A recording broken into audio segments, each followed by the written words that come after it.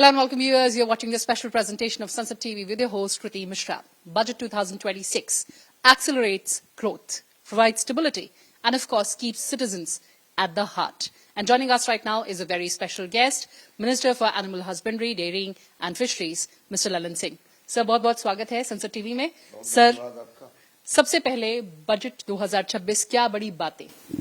देखिए 2026-27 का जो बजट आज माननीय वित्त मंत्री जी ने पेश किया है सदन में, किसान, उसके बाद जो महिलाएं, दलित वर्ग, गरीब, इसको ध्यान में रख के, जनजाति क्षेत्र के लोगों को इसको ध्यान में रख के इन बड़े समुदाय को, समूहों को कैसे आत्मनिर्भर बनाया जाए, कैसे उनमें विकसित किया जाए, उसको ध्यान में रख के ये बजट पेश किया गया। बिल्कुल सर, आपके मंत्रालय की बात करें तो बहुत बड़ी बातें हैं, इंटीग्रेटेड वैल्यू चेन, एफपीओस, और जिस तरह से पुश मिला है, चाहे हम फिशरी सेक्टर की बात करें या एनिमल हस्बेंड्री या डेयरी, कितना आगे आप प्रोत्साहन मानते हैं इस बजट को अगर देखें अपने मंत्रालय के लिए? देखिए, जो पशुपालन के क्षेत्र में हमारे विभाग का दो भाग है, एक पशुपालन है, एक मत्स्य पालन है। मैं सबसे पहले आपको बताऊं कि पशुपालन विभाग जो है और डेयरी भी उसके साथ जुड़ा हुआ है। आज हम पूरे दुनिया में दूध उत्पादन में हम नंबर 1 का स्थान पर है। जो हमारा विश्व में प्रथम स्थान पर हम है दूध उत्पादन के क्षेत्र में।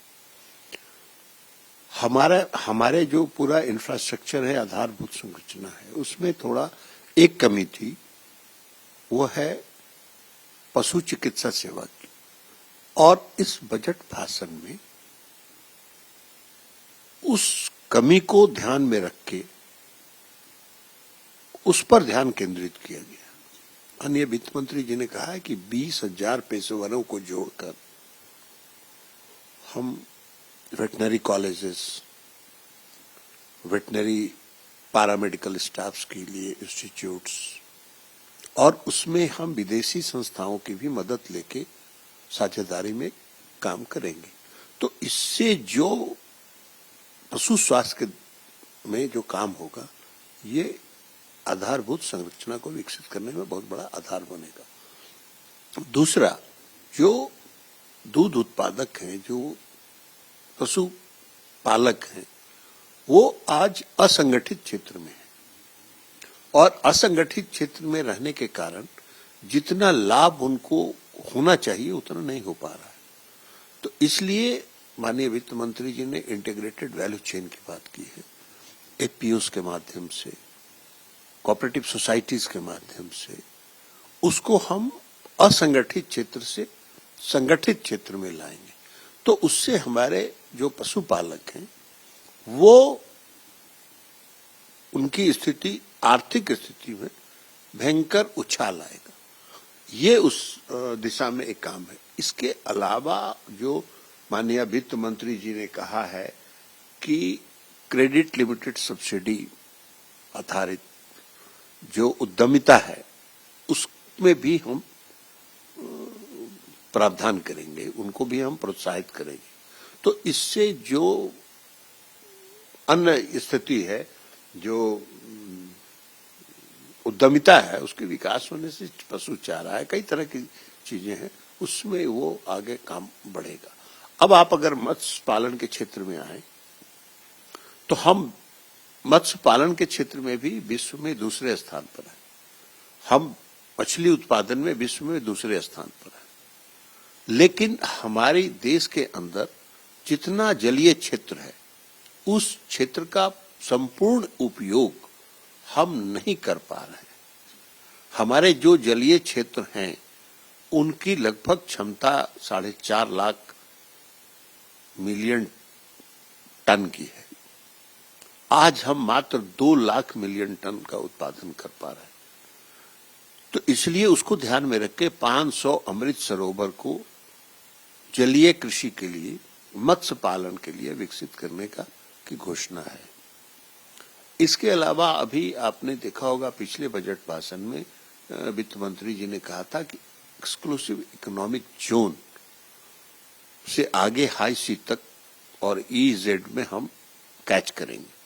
वो कैच करने में एक अभी समस्या थी कि ईजेड का प्रावधान नहीं था, और ईजेड में अगर कोई कैच होता और हमारे देश में किसी भी बंदरगाह पर या हार्बर पर अगर वो उतरता, फिश लैंडिंग सेंटर पर अगर उसको उतारा जाता, तो वो आज के कानून के मुताबिक, अब तक के कानून के मुताबिक वो इंपोर्ट माना जाता था। माननीय वित्त मंत्री जी ने कहा कि अब हमारे एक्सक्लूसिव इकोनॉमिक जोन में और हाई सी में जो भी हमारे वेसल्स कैच करेंगे, वो हमारे अगर फिश लैंडिंग सेंटर्स पर उतारेंगे तो वो ड्यूटी फ्री होगा, और वही कैच अगर हम सीधे हाई सी से किसी विदेशों के पोर्ट पर उतारते हैं तो वो हमारा एक्सपोर्ट माना जाएगा। ये बहुत बड़ा निर्णय है। और एक बात आपको हम बता दें कि जब ईजेड और हाई सी का हम लोगों ने गाइडलाइन जारी किया था, उसके बाद विदेश मंत्रालय ने यह जारी किया है कि हमारे एक्सक्लूसिव इकोनॉमिक जोन में और हाई सी में जो भी वेसल्स फिशिंग करेंगे, वो सिर्फ हमारा जो राष्ट्रीय झंडा है, तिरंगा, वही लहराता हुआ फिशिंग करेगा। कोई विदेशों के वेसल्स को हम लोग उसमें अनुमति नहीं दे रहे हैं। तो इसलिए ये सारे जो निर्णय हैं वो हमारे पूरे पशुपालकों के लिए, मत्स्य पालकों के लिए एक लंबी छलांग लगाने वाला की घोषणा है, और ये आने वाले समय में उनके आर्थिक उत्थान में एक मील का पत्थर साबित होगा। बिल्कुल सर, जैसा कि फाइनेंस मिनिस्टर ने भी कहा कि ये बजट विकसित भारत का है और आत्मनिर्भर भारत का है। बहुत बहुत धन्यवाद संसद टीवी से बात करने के लिए। कैमरा पर्सन जितेंद्र नेगी और कैमरा असिस्टेंट संदीप के साथ कृति मिश्रा, संसद टीवी।